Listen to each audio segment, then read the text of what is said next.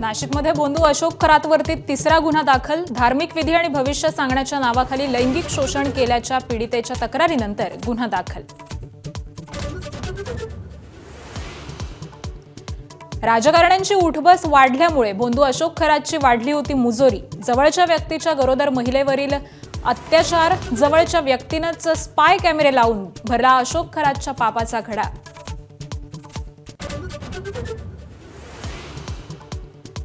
काळे कारनामे करणाऱ्या बोंधू अशोक खरातची रविवारची एसआयटी चौकशी पूर्ण. आता ताकद नाही राहिली. महिलांवरील लैंगिक अत्याचार करणाऱ्या अशोक खरातची पोलिसांनी हवा काढली.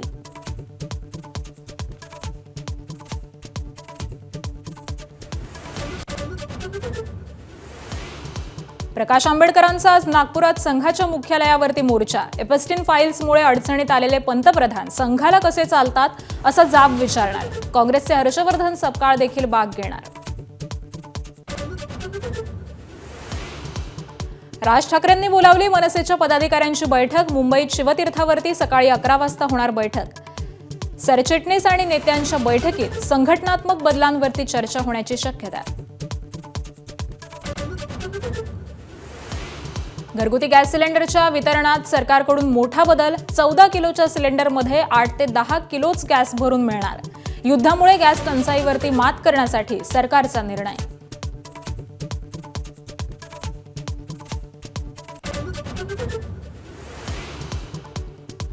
अमेरिका इस्रायलचे इराणवरती रात्रभर तुफान हल्ले. इराणची ड्रोन आणि रडार सिस्टीम अमेरिकेच्या हल्ल्यात उद्ध्वस्त. बुशहर नौदल तळावरती देखील मोठा हल्ला. इस्रायलच्या हल्ल्यांना इराणचं प्रत्युत्तर. इस्रायलवरती रात्रभर मोठे हल्ले. इस्रायलसोबत अमेरिकेच्या तळांना देखील इराणकडून लक्ष.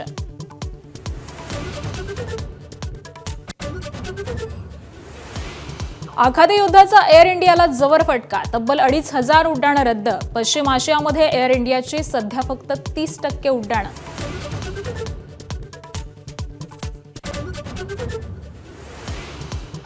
कार मालक आणि कार चालकांनो सावध रहा. भंडाऱ्यामध्ये आलिशान कारच्या बोनेटमध्ये शिरला होता विषारी नाग.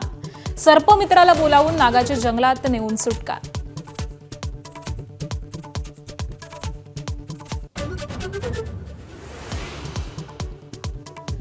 मुंबईत बेकायदा नळ कनेक्शनचा मोठा घोटाळा. 31,000हून अधिक बेकायदा नळ कनेक्शन असल्याचं उघड. दादर, माहीम, धारावी, कुर्ल्यापासून अंधेरीपर्यंत सुळसुळाट.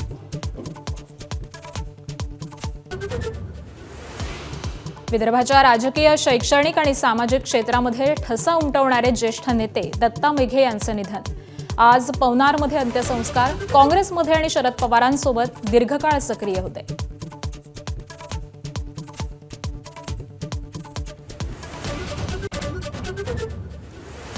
आज सातारा, सांगली, सोलापुरात अवकाळी पावसाचा अंदाज. मराठवाड्यातील लातूर, धाराशिव जिल्ह्यातही पावसाची शक्यता.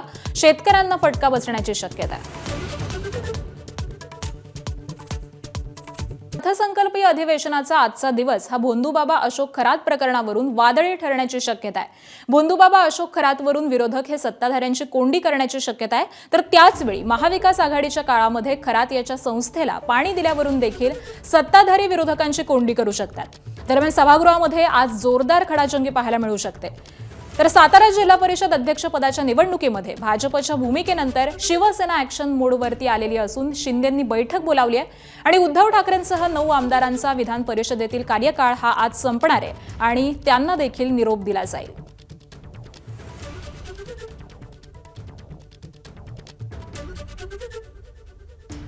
त्यामुळे अशा पद्धतीनं आज अर्थसंकल्पीय अधिवेशनामध्ये हे 3 प्रमुख मुद्दे आपल्याला दिसून येणार आहेत. आणि याच संदर्भामध्ये आपण अधिक माहिती जाणून घेऊयात. आमचे प्रतिनिधी अभिषेक मुठाळ सध्या आपल्यासोबत आहेत. अभिषेक, अर्थसंकल्पीय अधिवेशनाचा शेवटचा आठवडा हा आजपासून सुरू होतोय. या आठवड्यामध्ये नेमकं कोणकोणत्या मुद्द्यावरती चर्चा होऊ शकते? कोणत्या मुद्द्यावरून हे शेवटचा आठवडा गाजू शकतोय?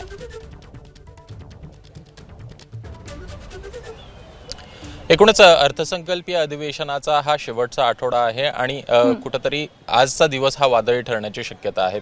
एकूणच कॅप्टन खरात प्रकरणावरनं विरोधक हे सत्ताधाऱ्यांची आपल्याला कोंडी करताना पाहायला मिळू शकतात। प्रामुख्यानं जर पाहायचं तर अनेक प्रकरणं आपल्याला बाहेर येताना दिसत आहेत। एकूण नेते अधिकारी यामध्ये कुठेतरी सामील आहेत आणि त्यावरनं कुठेतरी विरोधक हे सत्ताधाऱ्यांची कोंडी करू शकतात। दुसरीकडे एकूण महाविकास आघाडीच्या काळामध्ये खरात याला पाणी देण्याचा देखील प्रश्न हा समोर येताना दिसतो आहे आणि त्यामुळे सत्ताधाऱ्यांकडून विरोधकांवर देखील कुठेतरी आक्रमक पवित्रा हा घेतला जाऊ शकतो। या प्रकरणी एकूण कशा पद्धतीने आता सरकार सामोरं जात आहे हे बघणं देखील महत्त्वाचं असेल। दुसरीकडे साताऱ्यामध्ये जिल्हा परिषदेवरनं जो सगळा आपल्याला राडा होताना पाहायला मिळालेला होता आणि त्यामुळे कुठेतरी सत्ताधारी मित्रपक्षांमध्ये आपल्याला नाराजी पाहायला मिळते आहे। भाजपचा अध्यक्ष जरी का बसला असला तरी एकूणच शिवसेने आणि राष्ट्रवादी ही एकत्र येत कुठेतरी प्रयत्न आपल्याला करताना पाहायला मिळत होते। मात्र एकूणच यामध्ये अनेकदा आपल्याला अनेक गोष्टी समोर येताना दिसत आहेत। शिवसेनेची नाराजी देखील आहे, राष्ट्रवादी देखील आक्रमक होताना दिसत आहे आणि अशातच आज विधिमंडळाच्या पायऱ्यावर राष्ट्रवादी काँग्रेसकडनं आंदोलन देखील आपल्याला होताना दिसेल।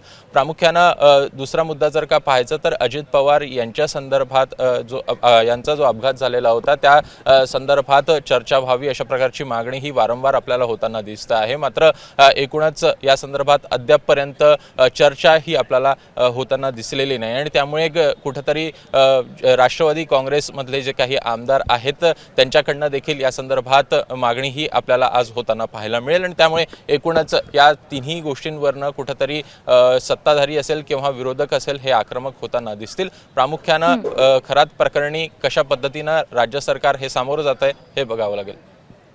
अगदी निश्चित, त्यामुळे या अधिवेशनासंबंधीचे सगळे अपडेट्स तुमच्याकडून जाणून घेऊ। तुर्तास धन्यवाद या माहितीसाठी। रुपाली चाकणकर यांच्या अडचणीमध्ये मोठी वाढ झाली आहे। महिला आयोगाच्या अध्यक्षपदाचा राजीनामा दिल्यानंतर आता त्यांचं पक्षातील पद देखील जाण्याची शक्यता आहे। रुपाली चाकणकर यांनी महिला आयोगाचा राजीनामा मुख्यमंत्री देवेंद्र फडणवीस यांच्या सांगण्यावरून दिला, पण आता चर्चा आहे ती म्हणजे राष्ट्रवादी काँग्रेस महिला प्रदेशाध्यक्षपदाची। सूत्रांच्या माहितीनुसार चाकणकर या पदाचा देखील राजीनामा आज देऊ शकतात। तर दुसरीकडे आज विधिमंडळाचं कामकाज सुरू होताच अशोक खरात प्रकरणावरून गदारोळ होण्याची शक्यता आहे। दरम्यान रुपाली चाकणकर यांना सह आरोपी करा अशी मागणी ही जोर धरू शकते।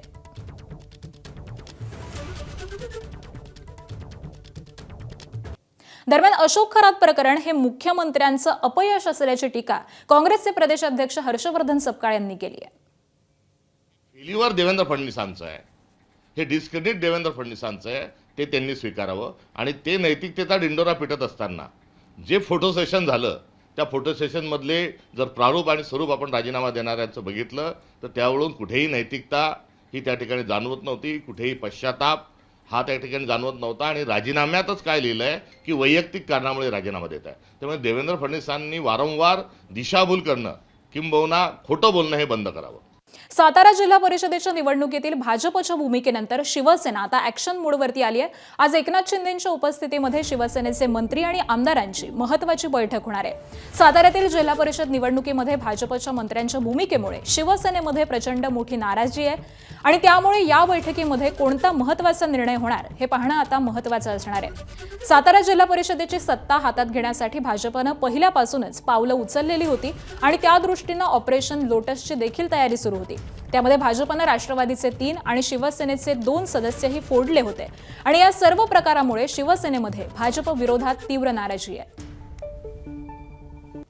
आणि सातारा जिल्हा परिषदेवरून राजकारण हे तापू लागलंय। राष्ट्रवादी काँग्रेस पक्षानं आज भाजप विरोधामध्ये आंदोलनाची हाक दिली आहे। सकाळी 10 वाजता विधिमंडळाच्या पायऱ्यांवरती राष्ट्रवादी काँग्रेसचे सगळे आमदार हे आंदोलन करणार आहेत। सातारा जिल्हा परिषद अध्यक्षपदाच्या निवडीमध्ये भाजपकडून दादागिरी केल्याचा राष्ट्रवादीचा आरोप आहे। शिवसेना आणि राष्ट्रवादीचं संख्याबळ हे जास्त असताना देखील भाजपनं बळाच्या जोरावरती अध्यक्षपद मिळवल्याचा दावा केला जातोय।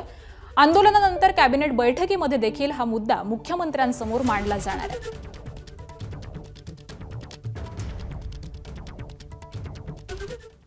राज्य विधिमंडळाच्या अर्थसंकल्पीय अधिवेशनामध्ये आजचा दिवस अत्यंत महत्त्वाचा आहे. विधान परिषदेच्या 9 आमदारांचा आज निरोप समारंभ पार पडणार आहे. या 9 आमदारांचा कार्यकाळ आगामी मे महिन्यात पूर्ण होतोय. मात्र पुढील अधिवेशन होण्यापूर्वीच त्यांची मुदत ही संपत असल्यामुळे आजच्या अर्थसंकल्पीय अधिवेशनामध्येच या सदस्यांना सभागृहामध्ये अधिकृत निरोप दिला जाईल. यामध्ये सर्वात महत्त्वाचं नाव म्हणजे शिवसेना ठाकरे गटाचे पक्षप्रमुख उद्धव ठाकरे, त्यांच्यासोबतच विधान परिषदेच्या उपसभापती नीलम गोरे, राष्ट्रवादी शरद पवार पक्षाचे प्रदेशाध्यक्ष शशिकांत शिंदे, काँग्रेसचे राजेश राठोड आणि राष्ट्रवादीचे अमोल मिटकरी यांचा कार्यकाळ आज संपतोय. तर दरम्यान भाजपचे सर्वाधिक 4 आमदार हे निरोप घेणार आहेत.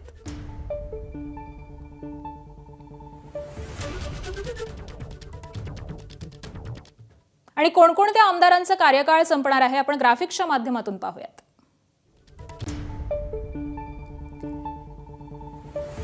उद्धव ठाकरे, त्याबरोबरच राष्ट्रवादी शरदचंद्र पवार पक्षाचे शशिकांत शिंदे, शिवसेनेच्या नीलम गोरे, त्याबरोबरच काँग्रेसचे राजेश राठोड, राष्ट्रवादी काँग्रेसचे अमोल मिटकरी आणि भाजपचे संदीप जोशी, भाजपचे दादाराव केचे, भाजपचेच संजय केनेकर आणि रणजितसिंह मोहिते पाटील या आमदारांचा कार्यकाळ हा संपणार आहे.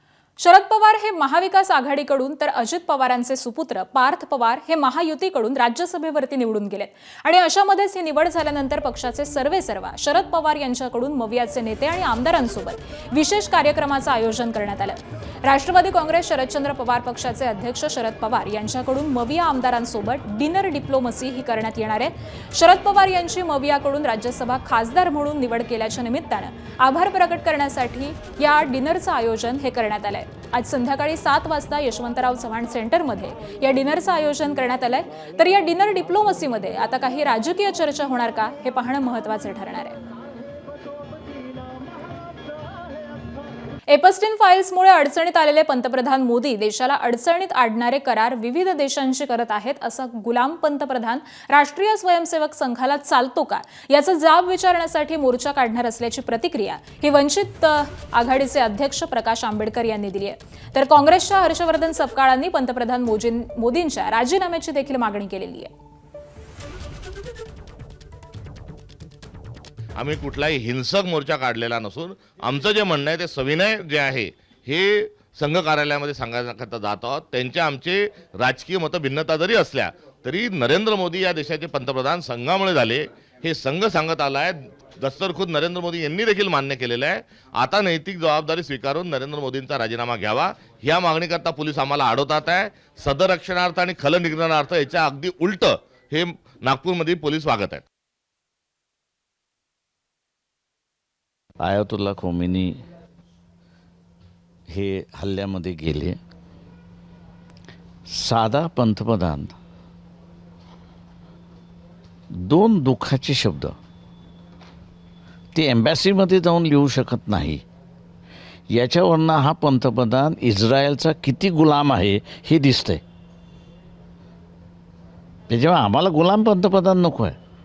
संघाने कोणालाही नेमावं, तो त्यांचा अधिकार आहे. कोणालाही नेमाव, तो संघाचा अधिकार आहे. पण गुलाम पंतप्रधानाला काढावं त्यांनी. पुढची बातमी पाहूयात. राज्यभरातील वेगवेगळ्या जिल्ह्यातील 948 महिला पोलीस शिपायांनी आज महाराष्ट्र पोलीस दलामध्ये दिमाखात प्रवेश केलाय. नागपूरच्या पोलीस प्रशिक्षण केंद्रामध्ये 9 महिन्यांच्या खडतडाच्या प्रशिक्षणानंतर या सर्व महिलांचा विशेष दीक्षांत सोहळा पार पडला. आणि यावेळी अतिरिक्त पोलीस महासंचालक आणि फोर्स 1चे प्रमुख कृष्णप्रकाश यांनी महिला पोलिसांकडून मानवंदना स्वीकारली. विशेष म्हणजे महाराष्ट्र पोलीस दलामध्ये प्रवेश करणाऱ्या या महिला पोलिसांपैकी 50% महिला उच्च विद्याविभूषितही आहेत.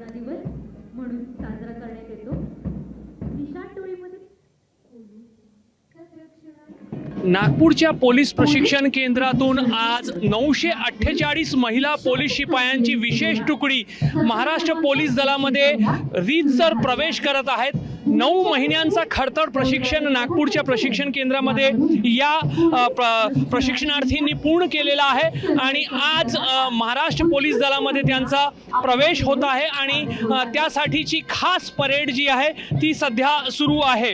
948 महिला पोलीस जे आहेत ते राज्यातील वेगवेगळ्या 31 जिल्ह्यातून आहेत आणि त्याच्यामध्ये तब्बल 44% महिला ज्या आहेत त्या ग्रॅज्युएट्स आहेत.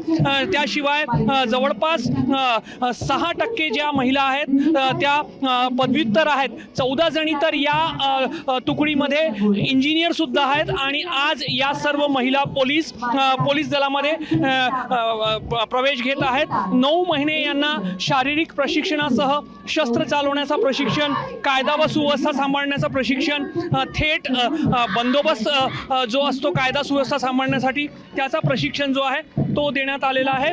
त्याशिवाय भारतीय न्याय संहिता, भारतीय नागरिक सुरक्षा संहिता, भारतीय साक्ष अधिनियम, गुन्ह्यांचा तपास, सायबर तपास, फॉरेन्सिक तपास असे प्रशिक्षण यांना देण्यात आलेले आहे. विशेष म्हणजे या महिला पोलिसांच्या तुकडीने त्यांच्या प्रशिक्षण कालावधीमध्येच विधिमंडळाचा नागपुरात होणारा हिवाळी अधिवेशन असेल, राज्यात ठिकठिकाणी झालेल्या महापालिका आणि नगरपालिकांच्या निवडणुका, त्यामध्ये नागपूर, वसई विरार, नवी मुंबई, अकोला अशा अनेक ठिकाणी निवडणुकीचा बंदोबस्त सुद्धा सांभाळलेला आहे आणि सर्व प्रकारचा प्रशिक्षण घेतल्यानंतर या महिला मोठ्या अभिमानाने महाराष्ट्र पोलीस दलामध्ये प्रवेश करण्यासाठी सज्ज आहे आणि आज परंपरेनुसार नागपूरच्या पोलीस प्रशिक्षण केंद्रामध्ये हा संपूर्ण सोहळा जो आहे तो पार पडतो आहे. कॅमेरामॅन अतुल हिरडेसह रजत वशिष्ठ, ABP माझा, नागपूर. शेअर बाजारामध्ये आज पुन्हा एकदा मोठी घसरण झालेली आहे. शुक्रवारी असलेला खरेदीचा उत्साह हा आज मात्र मावळलेला आहे. शेअर्सच्या विक्रीमुळे मोठी घसरण झाली आहे. सेन्सेक्स उघडताच 1500 अंकांनी खाली गेलेला आहे तर निफ्टीमध्ये देखील 450 अंक घसरण झालेली आहे. युद्ध तुंबळ स्थितीमध्ये पोहोचल्यामुळे बाजारामध्ये सध्या निरुत्साह दिसतोय. तर आशियातील बाजारामध्ये असलेल्या घसरणीचा देखील यावरती परिणाम झाल्याचं दिसून येत आहे.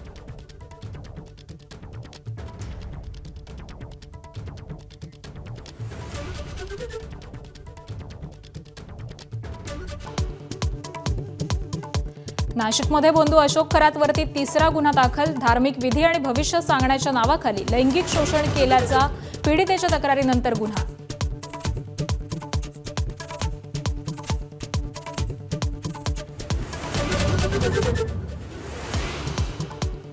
राजकारण्यांची उठबस वाढल्यामुळे बंधू अशोक खरातची वाढली होती मुजोरी. जवळच्या व्यक्तीच्या गरोदर महिलेवरती केले अत्याचार. जवळच्या व्यक्तीनं स्पाय कॅमेरे लावून भरला अशोक खरातच्या पापाचा घडा.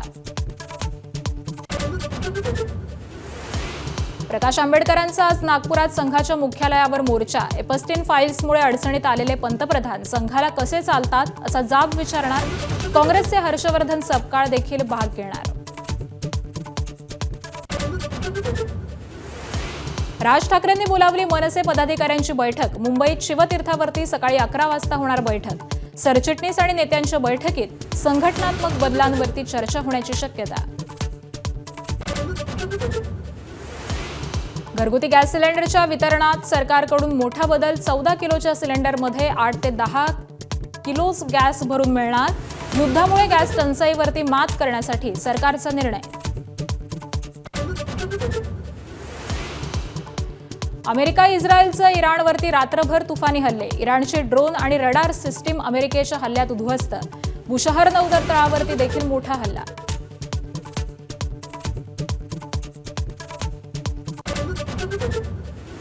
इस्रायलच्या हल्ल्यांना इराणचं प्रत्युत्तर. इस्रायलवरती रात्रभर मोठे हल्ले. इस्रायलसोबत अमेरिकेच्या तळांना देखील इराणकडून लक्ष. आखाती युद्धाचा एअर इंडियाला जबर फटका. तब्बल 2500 उड्डाणं रद्द. पश्चिम आशियामध्ये एअर इंडियाची सध्या फक्त 30% उड्डाणं.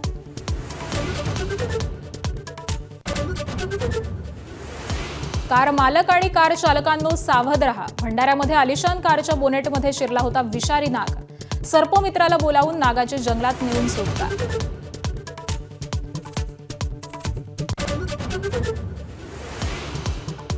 मुंबईत बेकायदा नळ कनेक्शनचा मोठा घोटाळा. 31,000हून अधिक बेकायदा नळ कनेक्शन असल्याचं उघड. दादर, माहीम, धारावी, कुर्ल्यापासून अंधेरीपर्यंत सुळसुळाट. विदर्भाच्या राजकीय, शैक्षणिक आणि सामाजिक क्षेत्रामध्ये ठसा उमटवणारे ज्येष्ठ नेते दत्ता मेघे यांचं निधन. आज पवनारमध्ये अंत्यसंस्कार. काँग्रेसमध्ये आणि शरद पवारांसोबत होते दीर्घकाळ सक्रिय.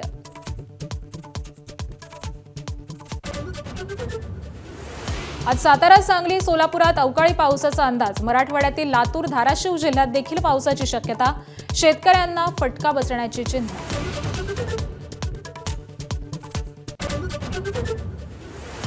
पाकिस्तान सुपर लीगचे सामने प्रेक्षकांशिवाय होणार. तेल टंचाईमुळे प्रेक्षकांशिवाय सामने घेण्याचा निर्णय. पीएसएलचे सामने देखील 6 ऐवजी 2च शहरात होणार. अमेरिकेचे अध्यक्ष डोनाल्ड ट्रम्प आणि ब्रिटनचे पंतप्रधान कीर स्टारमर यांच्यामध्ये चर्चा झाली आहे. होर्मुझची सामुद्रधुनी ही पुन्हा सुरू केली पाहिजे याबाबत या दोन्ही नेत्यांमध्ये चर्चा झालेली आहे. होर्मुझ सामुद्रधुनी बंद असल्यापासून जागतिक ऊर्जा क्षेत्राला त्याचा मोठा फटका बसलाय. दोन्ही नेत्यांमध्ये होर्मुझ सामुद्रधुनी ही सुरू करण्याबाबत एकमत झालेलं आहे आणि लवकरच पुन्हा एकदा चर्चा देखील होणार आहे. डाउनिंग स्ट्रीटच्या प्रवक्त्यांनी ही माहिती दिलेली आहे.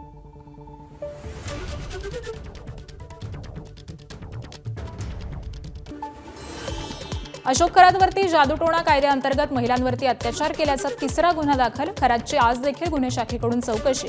बनावट नाग आणि वाघाची कातडी दाखवून खरात पूजाविधीसाठी आलेल्या भाविकांची फसवणूक करत होता. अशोक खरात प्रकरण फडणवीस मुख्यमंत्री असताना समोर आलंय, त्यामुळे हे प्रकरण फडणवीसांचं अपयश असल्याची काँग्रेसच्या हर्षवर्धन सपकाळ यांची टीका. हे फेल्युअर देवेंद्र फडणवीसांचं आहे.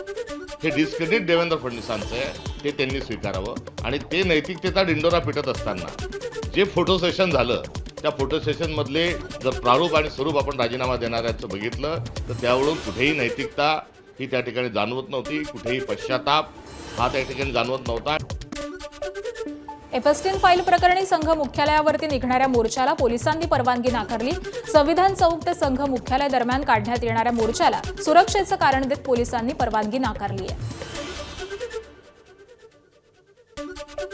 एपस्टीन फाईल सारख्या अत्यंत गंभीर विषयामध्ये थेट स्वरूपामध्ये नरेंद्र मोदी यांचं नाव आंतरराष्ट्रीय स्तरावर येणं हे भारत म्हणून अत्यंत अपमानास्पद आहे. सातत्यानं नैतिकतेचा डिंडोरा पेटणाऱ्या राष्ट्रीय स्वयंसेवक संघाने नरेंद्र मोदी यांचा राजीनामा घ्यावा अशा स्वरूपाची आमची आजची ही मागणी आहे.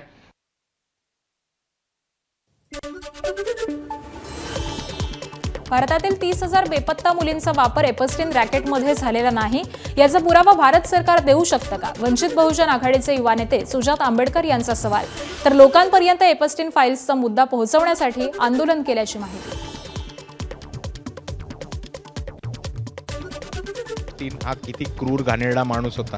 छोट्या छोट्या मुलींचा बलात्कार करायचा. एक आयलंड बेट पाळलं होतं, त्याच्यावरती तो किडनॅप केलेल्या, सेक्स ट्रॅफिक करून रॅकेटमधनं पळवून नेलेल्या मुलींना पळवून न्यायचा. आता आपण जर डेटा बघितला तर भारतात 30,000 मुली मिसिंग आहेत. या 30,000 मुली भारतातनं किडनॅप करून एप्स्टीन आयलंडवरती पोचल्याने त्याच्याकडे भारत सरकारकडे कोणता पुरावा आहे का? राज ठाकरेंच्या शिवतीर्थ निवासस्थानी मनसेची आज महत्त्वाची बैठक. राज्यातील सरचिटणीस नेते या बैठकीला उपस्थित राहणार. राज्यातील पक्ष संघटनेमध्ये बदल होणार यावरती बैठकीमध्ये चर्चा होणार. माजी मंत्री आणि भाजपचे ज्येष्ठ नेते दत्ता मेघे यांचं वयाच्या 89व्या वर्षी हृदयविकाराच्या धक्क्यानं निधन. वर्ध्यामध्ये आज अंत्यसंस्कार. विदर्भातील 3 मतदारसंघामधून खासदार म्हणून निवडून येणारे दत्ता मेघे हे विदर्भातील एकमेव नेते आहेत. मुख्यमंत्र्यांनी घेतलं दत्ता मेघेंच्या पार्थिवाचं अंत्यदर्शन. दातृत्वाचा धनी हरपला. दत्ता मेघे यांना मुख्यमंत्री देवेंद्र फडणवीस यांच्याकडून श्रद्धांजली. तर त्यांच्या संपूर्ण राजकारणामध्ये सामान्य माणूस हा कायम केंद्रस्थानी. मुख्यमंत्र्यांनी व्यक्त केल्यात भावना. दत्ता भाऊजी मेघे साहेब यांचं दुःखद निधन झालं. ईश्वराला प्रार्थना करतो की ईश्वराने त्यांच्या कुटुंबाला आणि त्यांच्यावर प्रेम करणाऱ्या सर्वांनाच या ठिकाणी हे दुःख सहन करण्याची शक्ती द्यावी आणि त्यांना शांती द्यावी अशा प्रकारची ईश्वर त्यांनी प्रार्थना करतो. नांदेडमधील वाजेगावच्या पुलावर दुचाकीला लागलेल्या आगीमध्ये परभणीतील तरुणाचा होरपळून मृत्यू. दुचाकीजवळ झालेला स्फोट हा पेट्रोल टाकीचा होता की फटाक्यांचा होता याचा एटीएस आणि गुन्हे शाखेकडून तपास सुरू. कोल्हापूरच्या उदगावमध्ये आलिशान कारला अचानक आग, आगीनंतर कारचा स्फोट. नृसिंहवाडीला दर्शनासाठी गेलेले पुण्यातले 7 जण थोडक्यात बचावले. स्थानिकांनी तात्काळ महिला आणि मुलांना गाडीबाहेर काढल्यामुळे दुर्घटना टळली आहे. आता जवळजवळ आपल्या सर्व माध्यमांचे साताऱ्यामध्ये जे प्रतिनिधी होते त्यांनी ते सगळं वृत्तांकन जिल्हा परिषद सातारच्या अध्यक्ष उपाध्यक्ष निवडणुकीच्या प्रक्रियेतलं पाहिलेलं आहे. म्हणजे ठीक आहे, आमचं सुरुवातीला निवडणूक झाल्या 65 पैकी 37 सदस्य आमची जी युती होती शिवसेना आणि राष्ट्रवादी काँग्रेस त्यांच्याकडे होते आणि समोर भारतीय जनता पक्षाकडे 28 सदस्य होते. त्यामुळं एवढं चांगलं बहुमत आमचं असताना त्यांनी बऱ्याच काही गोष्टी उलटापालटी केल्या. शिवसेनेच्या चिन्हावर निवडून आलेल्या 2 सदस्यांना त्यांनी नेलं, राष्ट्रवादी काँग्रेस पक्षाच्या घड्याळ चिन्हावर निवडून आलेल्या 2 सदस्यांना नेलं. 37वरनं आम्ही 33वर आलो आणि ते 32वर राहिले. पण तरीसुद्धा मतदानाला जाताना एका गाडीतनं आम्ही 33 सदस्य हे हेडकाउंट आमच्या बैठकीमध्ये घेऊन आम्ही मतदानासाठी गेलो. आपल्याला सगळ्यांना माहिती आहे, एक खोटा गुन्हा म्हणजे जे सदस्य राष्ट्रवादी काँग्रेसचे आमच्याबरोबर होते आहेत त्यांचंच अपहरण झालं अशी खोटी तक्रार त्यांच्या मुलावर दबाव टाकून त्याच्याकडनं घेतली आणि कुणी अपहरण केलं तर आमच्याच 2 सदस्यांनी केलं की ते दोन्ही सदस्य आमच्याबरोबर होते.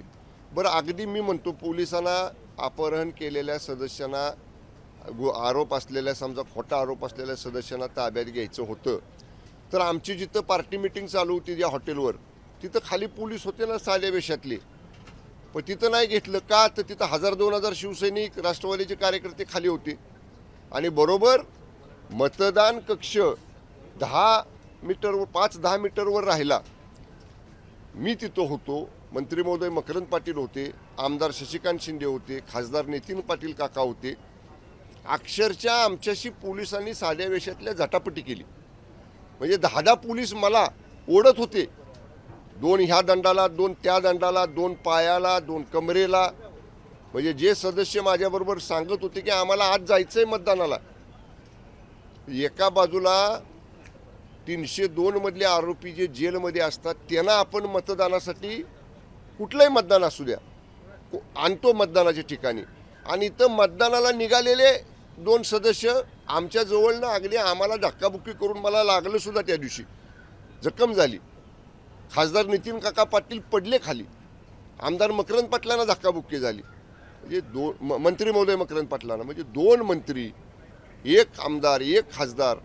पोलीस अक्षरशः म्हणजे काय शब्द नाहीत त्या पोलिसांच्या कृतीबद्दल बोलायला. आणि त्यामुळे हे सगळं प्रकरण पाहिल्यानंतर आज शिवसेना पक्षाच्या विधिमंडळ शिवसेना पक्षाची बैठक या ठिकाणी आता 9:30 वाजता होते आहे.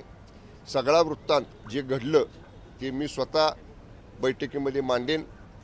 माननीय एकनाथजी शिंदेसाहेब त्या बैठकीमध्ये असतील आणि मग त्याच्यावरती पक्षाच्या आमदारांचं मत विचारात घेऊन त्याच्या बाबतीतला पुढील निर्णय आम्ही घेऊ. सर्वात महत्त्वाचा प्रश्न हा होता की अध्यक्ष झालेल्या आहेत त्या भारतीय जनता पार्टीच्या म्हणजेच महेश शिंदेच्या पत्नी झालेल्या आहेत. महेश शिंदेच्या भूमिकेसंदर्भात आपलं नेमकं मत काय? महेश शिंदे नेमके कुणाचे, शिवसेनेचे की भाजपचे, असा सवाल आता उपस्थित. आता बघा, मी पहिल्यापासून सांगतोय, सौभाग्यवती प्रियाताई शिंदे ज्या आमदार महेश शिंदे साहेबांच्या सौभाग्यवती आहेत त्या भारतीय जनता पक्षाच्या तिकिटावर निवडून आल्या. त्या भारतीय जनता पक्षाच्या प्रदेश कार्यकारिणीच्या उपाध्यक्ष आहेत. पण जे 2 सदस्य शिवसेनेच्या चिन्हावर निवडून आले महेश शिंदे साहेबांच्या मतदारसंघातले, ज्यांना एबी फॉर्म शिवसेनेनं दिला, त्या 2 सदस्यांना जसं उमेदवारी जाहीर झाली अध्यक्षपदाची तसं ते सदस्य त्यांना आमदार महेश शिंदे साहेबांच्या लोकांनी घेऊन गेले. म्हणजे मग एका बाजूला पक्षाच्या सदस्यांना न्यायचं काय कारण? समजा त्यांच्या मान्य सौभाग्यवती भाजपच्या चिन्हावर निवडून आल्या होत्या, त्यांच्याबद्दल आमचं काय दुमत नव्हतं, ठीक आहे, त्या आल्या निवडून. पण शिवसेनेच्या चिन्हावरच्या सदस्यांना नेऊन त्यांना भाजपच्या, जिथं भाजपचे सदस्य सभागृहात बसले होते त्यांच्या बाजूला बसून त्यांनी सरळ व्हीपचं उल्लंघन केलेलं आहे. त्या दोन्ही सदस्यांनी भाजपच्या बाजून हात वर केला. त्यामुळे आता ही भूमिका जगजाहीर आहे आमदार महेश शिंदे साहेबांची. पण आता मी त्याच्यावर बोलणं योग्य नाही. मी त्याच्यावर बोलणं योग्य नाही. आम्ही आजच्या पक्षाच्या बैठकीत मांडू आणि मग पक्षाचे वरिष्ठ नेते ह्याच्यावर निर्णय घेतील. पक्षांतर्गत कारवाई होणार का? कारण जबाबदारी त्या निवडणुकीची आपल्यावर होती. महेश शिंदे शिवसेनेचे आमदार आहेत, पक्षाच्या विरोधात जाऊन आमचे जे कायदेशीर सल्लागार आहेत त्यांना ज्या 2 सदस्यांनी व्हीपचं उल्लंघन केलेलं आहे जिल्हा परिषद सदस्यांनी, त्यांच्यावरती कारवाई सुरू करण्याच्या सूचना मी दिलेल्या आहेत. वकील साहेबांनी सगळी कागदपत्र जमा केलेली आहेत. कदाचित आज जर तयार झालं सगळं ते नोटीस वगैरे तर आज किंवा उद्यापर्यंत त्यांना कायदेशीर प्रक्रिया सुरू केली जाईल त्यांच्या विरोधात. या सगळ्या प्रकारानंतर तुमचं एकनाथ शिंदे यांच्याशी काही बोलणं झालं का? तुम्ही त्यांच्या कानावरती या सगळ्या गोष्टी? मला जखम झालेली, रक्त माझ्या हातातनं आलेलं, माझ्या अंगावर कपड्यांवर रक्त सांडलेलं, आमचे जे सदस्य माझ्याबरोबर होते मांडवे, संदीप मांडवे, त्यांचे शर्ट फाडून त्यांच्या अंगावर रक्त लागलेलं जेव्हा वाहिन्यांवरनं माननीय शिंदेसाहेबांना कळालं तेव्हा त्यांचा मला फोन आला. त्यांनी मला सांगितलं स्वतःची काळजी घ्या, एवढं जर लागलं असेल तर त्याच्यावर उपचार करा. त्याच्यानंतर मी रात्री सगळं संपवून आमचे सगळे सदस्य आपापल्या गावी रवाना झाल्यानंतर मी रात्री विस्तृतपणानं घडलेला सगळा वृत्तांत माननीय शिंदेसाहेबांच्या कानावर फोनवरनं घातला. या सगळ्या गोष्टी झाल्यानंतर शिवेंद्रराजे आणि जयकुमार गोरे यांची पत्रकार परिषद झाली. त्यांनी देखील आरोप केलेले आहेत. शिवेंद्रराजे म्हणतात पालकमंत्री हे आमचे आवडते आहेत आणि तेच आम्हाला हवे आहेत. याला काय नेमकं उत्तर? मी त्यांच्या भावनांबद्दल आभारी आहे. त्यांचं प्रेम आणि आमचं प्रेम असंच कायम राहावं असंच मी म्हणेन. जो इशारा तुम्ही दिलेला आहे, सुरुवात त्यांनी केली, शेवट आम्ही करणार, त्याचं आहे ना माता. हे बघा, मी 40 वर्ष राजकारणात आहे. 1986 सालापासून मी राजकारणात आहे. कधीच पोलिसांकडनं लोकप्रतिनिधींना अशी हातापायी कधीच झाली नव्हती सातारा जिल्ह्यामध्ये. सातारा जिल्हा सुसंस्कृत जिल्हा आहे. स्वर्गीय यशवंतरावजी चव्हाण, स्वर्गीय लोकनेते बाळासाहेब देसाई, स्वर्गीय वसंतदादा पाटील या नेत्यांचा जिल्हा तो आहे. कधीच आम्ही एकमेकांच्या विरोधात राजकीय बोललो, राजकीय एकमेकांची सदस्य फोडाफोडी केली, पण अशा पद्धतीनं 2 कॅबिनेट मंत्री, 1 खासदार, 1 आमदार, पोलीस बळाचा वापर, 100 पोलीस साध्या वेशातले, म्हणजे मी परत आज सांगेन की सातारचे SP अक्षरशः त्या दिवशी घरगाड्यासारखं वागले. अक्षरशः घरगडी हाच शब्द त्याला योग्य आहे. म्हणजे कशाची तिने तमा बाळगली नाही. ते सन्मान्य सदस्य संदीप मांडवे म्हणतायत की अरे पालकमंत्री इथं आहेत, आबा मंत्री इथं आहेत. काही तिने त्यांच्या सैतान अंगात शिरल्यासारखा त्या पोलिसांनी अगदी समोरनं महिला पोलीस काट्या आडव्या लावून आम्हाला ढकलत होते मागं, आणि मागणं पुरुष पोलीस हाताला, दंडाला, पायाला धरून आम्हाला ओढत होते. अक्षरशः फरफटत नेलं आम्हाला. त्यामुळं आज ही सगळी वस्तुस्थिती पक्षाच्या बैठकीत आम्ही मांडू आणि मग याच्यात पक्ष पुढचा निर्णय घेईल. उद्धव ठाकरे असं म्हटले की या निवडणुकीचे पडसाद कॅबिनेट बैठकीत देखील आम्हाला पाहायला मिळतील. जी आपली नाराजी आहे ती मुख्यमंत्र्यांसोबत देखील आपण व्यक्त करणार आहात. का नाही मानणार? कारण शेवटी आम्ही ज्या मंत्रिमंडळाचे सदस्य आहोत, ज्या मंत्रिमंडळाचं नेतृत्व माननीय मुख्यमंत्री महोदय करतात, तर शेवटी मंत्रिमंडळाच्या प्रमुखांसमोर आम्हाला मांडावं लागेल ना. आणि आम्ही दोघंही मंत्री ज्यांनी भोगले हे प्रकार तो आम्ही मंत्रिमंडळाच्या बैठकीसमोर मांडू. उद्धव ठाकरे असं म्हटले या सगळ्या प्रकारावरती की रेडा कापला जातो तशा पद्धतीनं लोकशाही कापली जाते. आता ते रेडा कापला न कापला हे त्यांना माहिती, पण लोकशाहीची हत्या झाली, लोकशाहीचा 20 तारखेला साताऱ्यामध्ये खून झाला, हे सूर्यप्रकाशा इतकं स्वच्छ आहे. ओके, तुम्ही भाजप विरोधी असं भूमिका घेणार का साताऱ्याच्या बाबतीत तरी? नाही, भूमिका हे बघा, निवडणुकीमध्येच मी स्वतः पालकमंत्री म्हणून प्रयत्न केला, बैठका घ्यायचा, नगरपालिकेला केला, त्यावेळी त्यांचा प्रतिसाद आला नाही. जिल्हा परिषदेला केला, तेव्हाही प्रतिसाद आला नाही. त्यांनी नाही प्रतिसाद दिला म्हणून आमचं आणि राष्ट्रवादी काँग्रेस पक्षाचं एकत्र ठरलं. आम्ही प्रीपोल अलायन्स केला आणि आम्ही 37 जागा जिंकलो. आता परत त्यांच्याकडे किती वेळा, म्हणजे कशासाठी? आता एकदा अनुभव आल्यानंतर पुन्हा काय मला काही तशी आवश्यकता वाटत नाही. पण या बाबतीतला निर्णय आमचा पक्ष घेईल.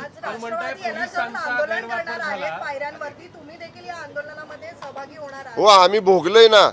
शेवटी कसं आहे मॅडम, जो भोगतो त्याला कळतं. आज काय परिस्थिती माझी आहे, 3 दिवस झाले एवढं प्रचंड ते मुक्कामार लागलेला आहे आम्हाला दोघांनाही. आता ह्या गोष्टी खरं माध्यमांपुढं बोलणं योग्य नाही, पण ठीक आहे, जे भोगलंय ते लोकांनाही समाजालाही कळलं पाहिजे ना. अत्यंत जिल्ह्यामध्ये तीव्र भावना आहेत. जिल्ह्यामधल्या सगळ्या राष्ट्रवादीचे कार्यकर्ते, इवन काँग्रेसचे कार्यकर्ते, RPIचे कार्यकर्ते, हे सगळे कार्यकर्ते एवढे तीव्र याच्याबद्दलच्या भावना आहेत.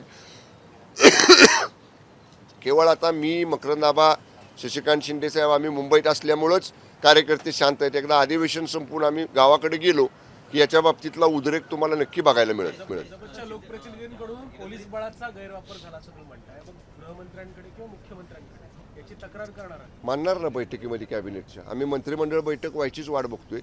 जेव्हा मंत्रिमंडळाची बैठक होईल तेव्हा त्या मंत्रिमंडळाच्या बैठकीमध्ये शिकवेन. जर मला आणि माननीय मकरंदाबांना माननीय मुख्यमंत्र्यांनी संधी दिली बोलायची तर जरूर आम्ही ह्या सगळा इतिवृत्तांत माननीय मुख्यमंत्र्यांच्या संपूर्ण मंत्रिमंडळाच्या कानावर घालू. विरोधक आज सभागृहामध्ये महायुतीमध्ये या एकंदरीत जिल्हा परिषदेच्या आणि पंचायत समितीच्या निवडणुका लढल्या गेल्या. तुम्ही महायुतीच्या समन्वय समितीचे सदस्य पण आहात, पण अशा प्रकारे हाताला जखम म्हणा किंवा पोलिसांची अशी अरेरावी कुठेतरी बाहेरून अदृश्य शक्ती काम करत होती या निवडणुकीमध्ये. अहो, समोरनं शक्ती बघितली पोलिसांची. आम्ही पोलीस आता काय तुम्हाला सांगू साहेब, एक व्यक्ती माझ्यासारखा, बरं माझी शरीर एष्टी बघाव, इतका साधा सुद्धा माणूस मी, काय असं धनदांगडा बी नाही. 10 पोलीस ओढतात, ही अजून दुखतंय. ही तर 4 जणांनी धरलं दोन्ही बाजूला आणि फरफटत नेलं. काय अवस्था करायची राव. म्हणजे आता ही असं बोलणं माध्यमांपुढे योग्य नाही. पण ही काय म्हणजे ह्याला हे धाडस नाही ना साध्या पोलिसांचं तिथं राहून असं करायचं.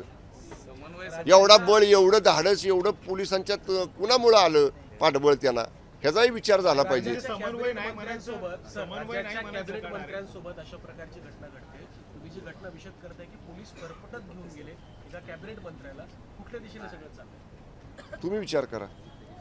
मी कथन केलं, जे भोगलं ते कथन केलं.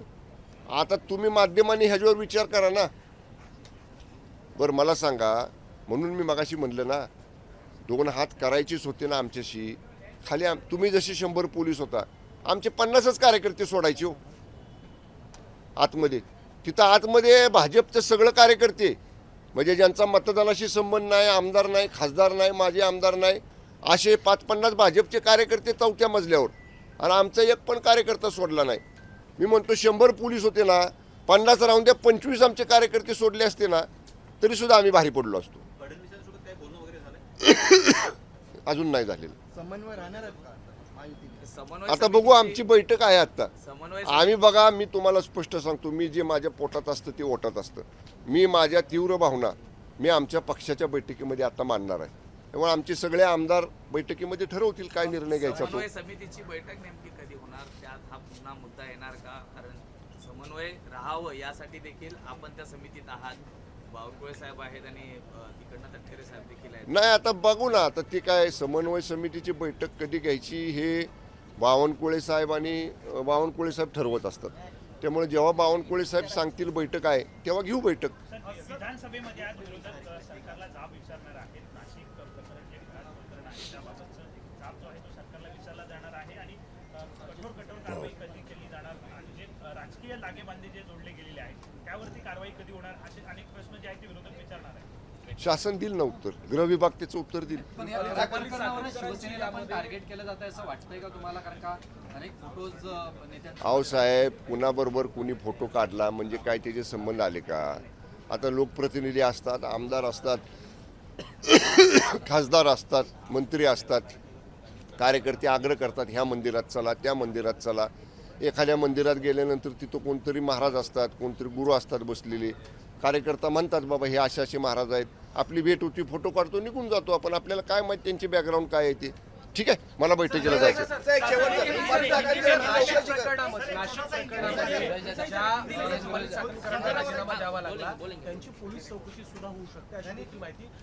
काय आहे, मला असं वाटतंय बरं का, या नाशिक प्रकरणाबाबतीत कदाचित आज विधानसभेमध्ये सरकारच्या वतीनं काहीतरी भूमिका मांडली जाईल.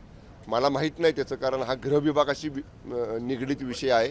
पण कदाचित या बाबतीत सरकार आपली भूमिका किंवा सरकारचे काय धोरण आहे किंवा सरकार काय करणार आहे या बाबतीत कदाचित विधानसभेमध्ये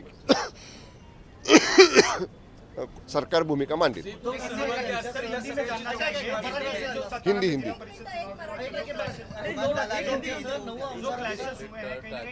उद्धव ठाकरे यांच्यासह 9 आमदारांना निरोप दिला जाणार आहे. विधान परिषदेमध्ये परंपरा आहे, राज्याचे मुख्यमंत्री उपमुख्यमंत्री त्या नेत्यांबद्दल भरभरून बोलत असतात. उद्धव ठाकरे यांच्याबद्दल उपमुख्यमंत्री एकनाथ शिंदे बोलणार का? अजून झाला नाही ना निरोप समारंभ, नाही ना आता. व्हायचं आहे.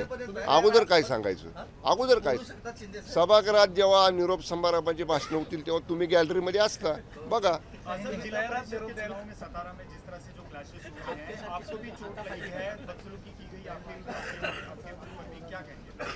देखिए, सातारा जिला परिषद में हमारा शिवसेना और राष्ट्रवादी कांग्रेस पार्टी का प्री पोल अलायंस था.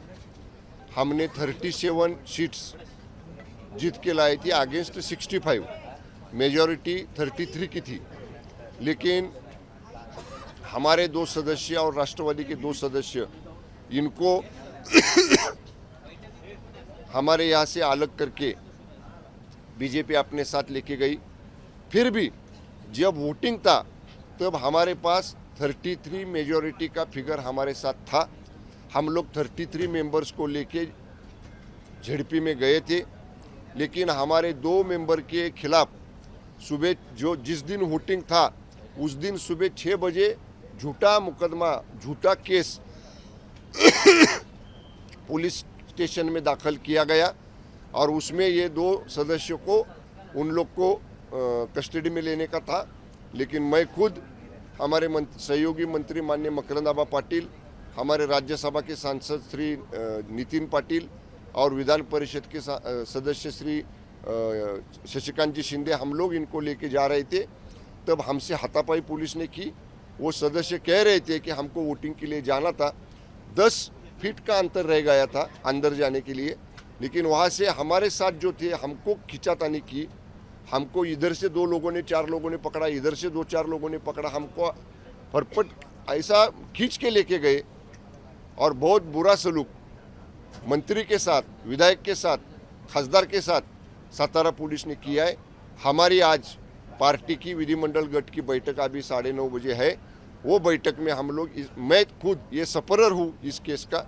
मैं खुद मेरे साथ जो बदसलूकी की गई इसका मैं हमारे पार्टी मीटिंग के सामने सब जायजा रखूँगा और पार्टी के विधायक जो है वो इसके बारे में फिर क्या धोरण लेना है इसके बारे में हम लोग चर्चा करें. देखिए, मैं 40 साल से राजनीति में हूँ. 1986 जब मैं 20 साल का था तब मैं एक शुगर फैक्ट्री का चेयरमैन बन के राजनीति में आया हूँ. मेरे 40 साल की राजनीति में ऐसा इंसिडेंस पहली बार घटा है. तो मुझे लगता है ऐसा तो इतना धाड़स कैसे लोकल पुलिस में आ गया, इसका भी सब डिटेल इन्वेस्टिगेशन होना चाहिए. ओके, एनसीपी जो है विरोध प्रदर्शन करेगी. हम लोग भी करने वाले, हम लोग भी करने वाले हैं. हम लोग साथ है. सातारा जेडपी इलेक्शन में एनसीपी शरद पवार साहब, एनसीपी अजित दादा गट और शिवसेना प्री पोल अलायंस था. हम लोग इस इशू में साथ में हैं. ओके, कैबिनेट में बोलेंगे ना.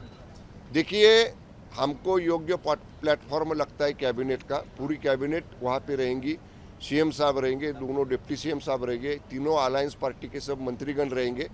जो हमने भुगता है, जिसका हम लोग सफरर है, उसका सभी का इंसिडेंस जो घटा वो मैं और मकरंद पाटिल साहब कैबिनेट के सामने, अगर मुख्यमंत्री महोदय हमको परवानगी देते हैं तो हम लोग रखेंगे. आपने ये कहा कि झड़प इतनी हिंसक थी कि आपका शर्ट जो है लहूलुहान हो गया था. वो किस तरीके से पूरा वाकया जरा बताइए. नहीं, मुझे मालूम नहीं था क्या लगा मुझे. जब वहाँ से हम लोग बाजू में आए तो मेरे शर्ट पे खून था, हाथ से खून आ रहा था. तो मेरा जो बॉडीगार्ड था उसने मुझे रुमाल निकाल के दिया. वो मैंने ऐसा पकड़ के रखा. फिर भी वो नहीं रुक रहा था, इसलिए उधर के लोकल डॉक्टरों को बुलाया और उन्होंने उधर बैंडेज किया और वहाँ फिर वो खून रुक गया. हादसे को लेकर के महायुति में कोई असमंजस अब दिखाई देगा, क्योंकि अगर सरकार की तरफ से कोई ठोस कदम नहीं उठाया गया. देखिए, हम लोग तो अभी बात करेंगे. निर्णय तो वरिष्ठों को लेने का है. हम लोग बात करेंगे, देखेंगे वरिष्ठ लोग क्या करते हैं. हाँ, एक मिनट. काय पेरलं त्याला विचारा ना, काय पेरलं. सत्यजित पाटणकरांना म्हणा, ह्याच्यात तुम्ही कुठंच नव्हता. एक सदस्य आहे तुमचा म्हणा जिल्हा परिषदेचा पाटण तालुक्यातला, तो घेऊन बसा. तुम्हाला तालुक्यातनं व्हाईट वॉश दिलाय.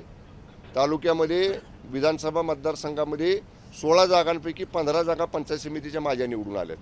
त्याला म्हणा लोकांनी तुम्हाला घरी बसवलं, व्हाईट वॉश दिलाय.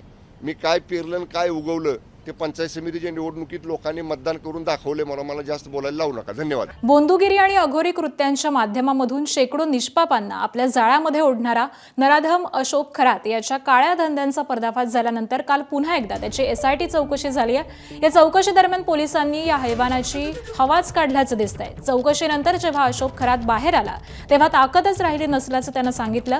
त्याला धड चालता देखील येत नव्हतं. यावेळी नाशिक जिल्हा कायद्याचा बालेकिल्ला अशा घोषणा देण्याचा प्रयत्न त्यानं केलाय. मात्र अनेक महिलांचं आयुष्य बर्बाद करणाऱ्या खरातचा पोलिसांनी चांगलाच समाचार घेतलाय. दैवी शक्ती प्राप्त असल्याचं सांगून महिलांवरती अत्याचार करणाऱ्या या बोंदू आज पाय लटपटत चालत होता. बालेकिल्ला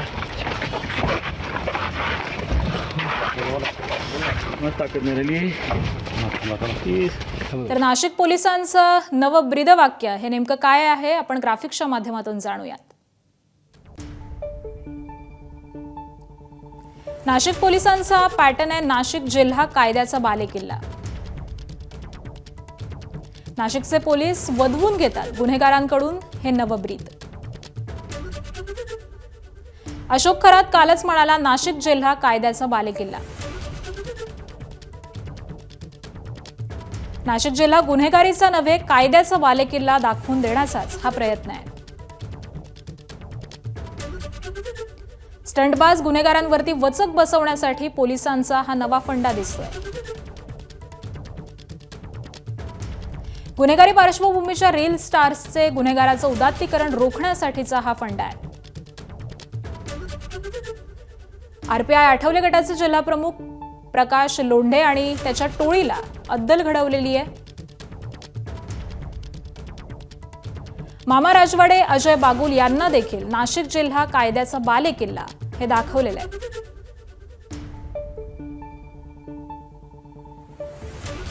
तर अशा पद्धतीने नाशिक पोलिसांचं हे नवं ब्रीद आहे. ABP माझा, उघडा डोळे बघा नीट.